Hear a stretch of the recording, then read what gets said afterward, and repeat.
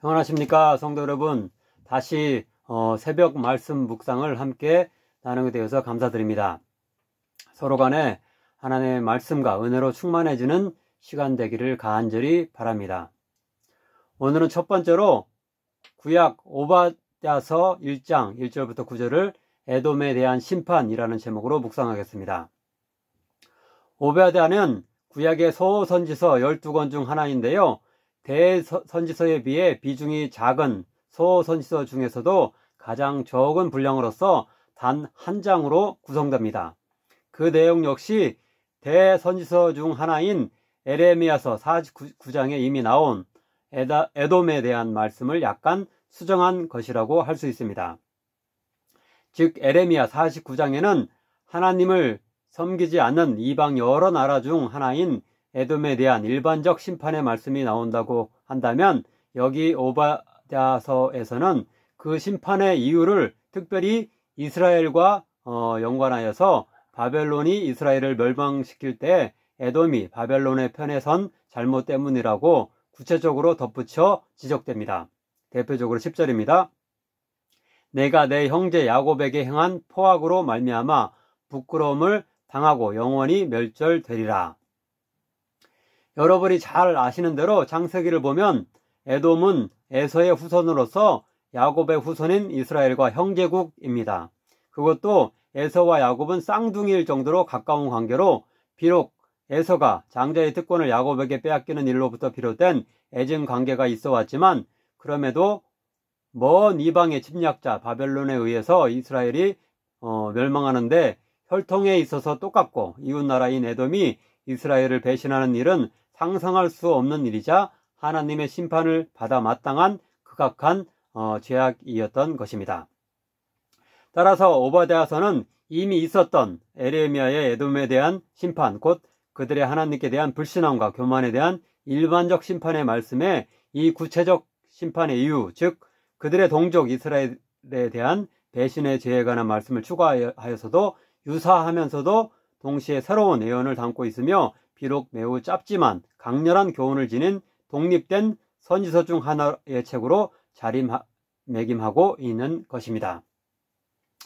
오바댜서의 전반부인 오늘 본문 1절부터 9절은 에레미야 49장의 말씀과 유사한 에돔에 관한 일반적 심판의 말씀입니다. 반면 후반부인 10절 이하의 내일 본문은 에돔의 형제국 이스라엘에 대한 배신이라는 특정한 심판의 이유가 나옵니다. 이제 첫 번째로 1절부터 4절을 살펴보겠는데요. 이 구절은 에레미야 49장 14절부터 16절과 비슷하게 바위가 많으며 해발 약 1500m의 높은 산악지역에 위치한 에돔의 교만, 즉 난공불락의 요새라는 지리적 이점으로 인해서 절대 침략을 당하지 않을 것이라고 이렇게 생각하는 그들의 교만한 마음에 대한 하나님의 심판으로서 그들이 여러 나라의 치공을 받아 멸망하며 수치를 당할 것임을 말씀합니다. 3절과 4절만 옮기면 이렇습니다. 너의 마음에 교만이 너를 속였도다. 바위 틈에 거주하며 높은 곳에 사는 자여, 내가 마음에 이르기를 누가 능히 나를 땅에 끌어내리겠느냐 하니, 내가 독수리처럼 높이 오르며 별 사이에 깃들일지라도 내가 거기에서 너를 끌어내리리라. 여호와의 말씀이니라. 에레미야 49장 16절도 뜻은 같은데요. 마지막 부분만 약간 수정되었습니다. 바위 틈에 살며 산꼭대기를 점령한 자여, 스스로 두려운 자인 줄로 여김과 내 마음의 교만이 너를 속였도다. 내가 독수리같이 보금자리를 높은 데 지었을지라도 내가 그리로부터 너를 끌어내리리라. 이는 여호와의 말씀이니라. 하나님께서 심판하시기로 작정하시면 높은 바위 틈에 고고하게 둥지를 틀고 잡기가 거의 불가능한 독수리 같다 할지라도 더욱이 하늘 저 높은 별까지 올라가 자리 잡을 정도로 이 새가 대단하다 할지라도 하나님께서 끝까지 추적하시고 심판하신다는 말씀입니다. 이것은 오늘날 점점 더 먼 행성에까지 우주인을 보내며 탐사선을 보내는 우리 시대에도 적용되는 교훈일 것입니다. 즉 인간의 과학기술이 고도로 발전하여 하나님을 점점 모른다 하며 더 멀리하고 기고만장한 세태에 대한 경고일 수 있습니다. 본문의 끝부분인 8절부터 9절 역시 에돔 사람들의 교만함을 고발하는데요. 즉 그날에 내가 에돔에서 지혜 있는 자를 멸하며 에서의 산에서 지각 있는 자를 멸하지 아니하겠느냐. 드마나 내 용사들이 놀랄 것이라. 이로 말미암아 에서의 산에 있는 사람은 다 죽임을 당하며 멸절되리라. 드마는 이렇게 에돔의 다른 칭호라고 할 수 있습니다. 에돔은 난공불락의 요새라는 지형으로 인해서 자만에 있었을 뿐만 아니라 또한 지혜와 지각이 있는 자, 곧 현자와 지식인을 많이 배출한 나라로 당시 알려져 있었습니다. 우리가 다음 성경책으로 살펴볼 지혜서의 하나인 욥기서에서 욥이 사는 지역이 에돔과 관련한 우스 땅이었는데요. 이것은 에돔을 배경으로 욥기가 나온 것이라고 말할 수 있습니다. 또한 욥의 친구 중 한 명인 엘리바스는 에돔에 속한 대만 사람이라고 이렇게 구체적으로 이렇게 나오고 있습니다.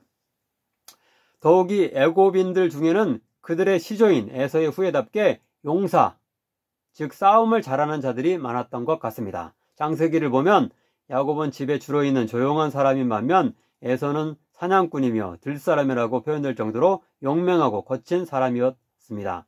이렇게 지리적 이점과 걸출한 현자와 용사가 많은 것 등으로 인해 에돔인들은 교만했는데요. 하나님은 그들의 하늘 높은지 모르는 교만을 꺾으시고 심판을 예고하고 계신 것입니다. 오늘 우리들은 어떠합니까? 어떤 자연적인 풍성함과 혜택, 뛰어난 지식과 능력 등으로 인해 하나님을 더 이상 필요로 하지 않은 듯 교만함에 빠져 있지는 않습니까?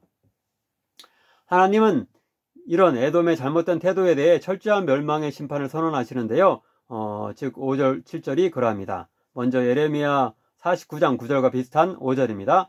혹시 도둑이 내게 이르렀으며 강도가 밤중에 내게 이르렀을지라도 만족할 만큼 훔치면 그치지 아니하였겠느냐. 혹시 포도를 따는 자가 내게 이르렀을지라도 그것을 얼마쯤 남기지 아니하였겠느냐. 내가 어찌 그리 망하였는고. 강도는 집안의 전부를 훔쳐가지 않으며 포도를 수확하는 자도 전부를 따는 것은 아닌 반면 에돔의 침략자들은 에돔을 철저하게 수탈할 것이라는 뜻입니다.